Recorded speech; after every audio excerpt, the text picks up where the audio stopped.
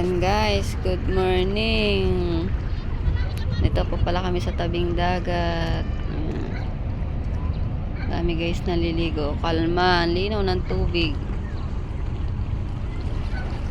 Ayan guys, ang aking asawa naliligo sa dagat. Kagaling lang kahapon sa swimming pool sa Laguna. Walang kasawaan talaga sa tubig, aring taong are. Ay sa pagkahigpit naman are. Anong gayan? Ayun, sisid-sisid siya.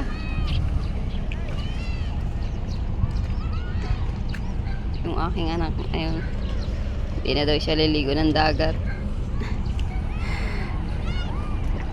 Ang ganda ng tanawin guys. Bye guys, dito na lang ang aking video.